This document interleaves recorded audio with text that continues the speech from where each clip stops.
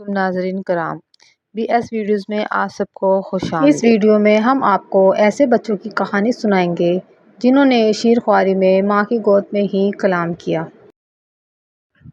حدیث رسول صلی اللہ علیہ وآلہ وسلم ہے، جن 3 بچوں نے ماں کی گود میں بات کی، ان میں سے ایک حضرت عیسیٰ علیہ السلام ہے، دوسرا بنی اسرائیل کا بچہ ہے جو جریج نامی شخص کی پاک دامنی کی گواہی دینے والا ہے، اور تیسرا بھی بنی اسرائیل کا ہی بچہ ہے جس نے حضرت یوسف علیہ السلام کی پاک دامنی کی گواہی دی۔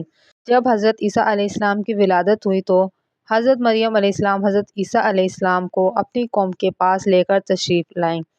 قوم نے بچے کو دیکھ کر حیرت کا اظہار کیا اور کہا، اے مریم، تو نے یہ کیا کیا؟ نہ تو تمہارے باپ بدکردار ہیں اور نہ ہی تمہاری ماں، تو تم کنواری ہوتے ہوئے یہ بچہ کیسے لے کر آ گئی ہو؟ یہ کہاں سے آیا ہے؟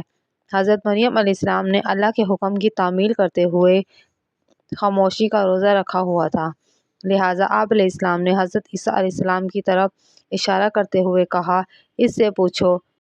قوم نے کہا، تم ہم سے مذاق کر رہی ہو؟ یہ اتنا چھوٹا بچہ کیسے بولنے کی صلاحیت رکھ سکتا ہے؟ اتنے میں حضرت عیسیٰ علیہ السلام بول پڑے اور خود کو اللہ کا بیٹا نفی کرتے ہوئے بولے اور کہا، میں اپنی والدہ پر جو الزام لگا ہے اس کی تردید کرتا ہوں، اور اللہ تعالیٰ نے قرآن پاک میں فرمایا ہے۔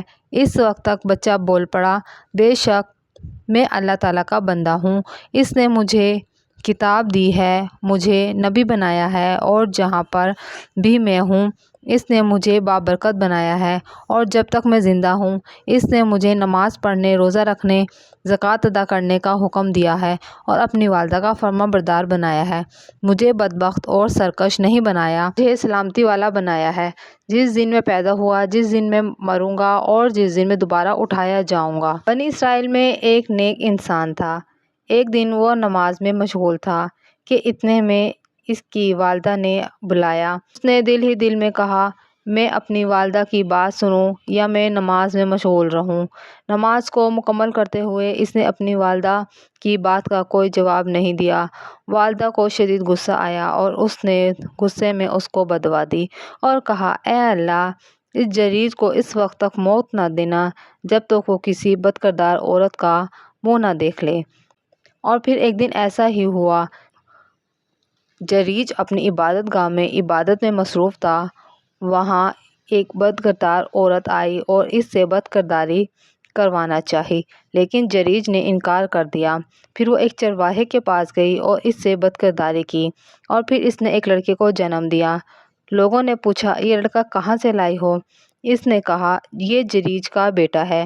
لوگ یہ سن کر بہت غصے میں آ گئے اور کہنے لگا، یہ تو بہت عابد بنتا ہے اور اس نے بدکرداری کی، لہٰذا انہوں نے بغیر سوچے سمجھے جریج کا عبادت خانہ توڑ دیا اور اسے برا بھلا کہنے لگے۔ جریج نے وضو کیا، نماز پڑھ کر بچے کے پاس آئے جو اس کی طرف منسوب کیا جا رہا تھا۔ اس نے بچے سے کہا، اے بچے، بتا تیرا باپ کون ہے؟ اس بچے کو اللہ تعالیٰ نے بولنے کی قدرت دی۔ اس بچے نے جواب دیا، میرا باپ فلاں چرواہا ہے۔ یہ صورتحال دیکھ کر لوگ بہت زیادہ شرمندہ ہوئے اور کہنے لگے، جریج، تمہارا عبادت خانہ سونے چاندی کا بنا دیتے ہیں۔ جریج نے کہا، اس کی ضرورت نہیں، جیسے تھا مٹی کا ویسا ہی بنا دو۔ زلیخا نے ایک دن موقع پا کر حضرت یوسف علیہ السلام کو بہلانے کی کوشش کی اور انہیں گناہ کی دعوت دی، لیکن حضرت یوسف علیہ السلام نے اللہ کے خوف سے اس سے انکار کیا اور بچ نکلنے میں کامیاب ہوئے۔ جب حضرت یوسف علیہ السلام دروازے کی طرف بھاگے تو زلیخا نے ان کا پیچھا کیا اور ان کی قمیص پیچھے سے کھینچ کر پھاڑ دی۔ اسی دوران دونوں دروازے کے قریب پہنچے تو عزیز مصر دروازے پہ موجود تھا۔ جب عزیز مصر نے یہ صورتحال دیکھی تو زلیخا نے فوراً حضرت یوسف علیہ السلام پر جھوٹا الزام لگا دیا کہ یوسف نے مجھے بہلانے کی کوشش کی تھی۔ اس موقع پر اللہ تعالیٰ نے ایک شیر خوار بچے کو بولنے کی قدرت دی اور اس بچے نے گواہی دی اور کہا، اگر یوسف کی قمیص آگے سے پھٹی ہے تو زلیخا سچی ہے اور یوسف نے اس پر حملہ کیا ہے، لیکن اگر قمیص پیچھے سے پھٹی ہے تو یوسف سچے ہیں اور زلیخا جھوٹ بول رہی ہے۔ جب عزیز مصر نے حضرت یوسف علیہ السلام کی قمیص دیکھی تو وہ پیچھے سے پھٹی ہوئی تھی۔ اس سے یہ واضح ہو گیا کہ حضرت یوسف علیہ السلام بے گناہ تھے اور زلیخا نے ان پر جھوٹا الزام لگایا تھا۔ اصحاب اخدود وہ لوگ تھے جنہوں نے اہل ایمان کو ظلم و ستم کا نشانہ بنایا اور انہیں دین سے ہٹانے کی کوشش کی۔ جب یہ اہل ایمان اپنے عقیدے پر قائم رہے تو ظالم بادشاہ نے انہیں آگ کے گڑھوں میں ڈال کر زندہ جلانے کا حکم دے دیا۔ اس دوران ایک خاتون اپنے شیر خوار بچے کے ساتھ تھی اور جب اس کی باری آئی تو وہ اپنے بچے کی وجہ سے ہچکچائی اور آگ میں کودنے سے ڈرنے لگی۔ اس پر اللہ تعالیٰ نے اس شیر خوار بچے کو بولنے کی قدرت عطا کی اور بچے نے اپنی ماں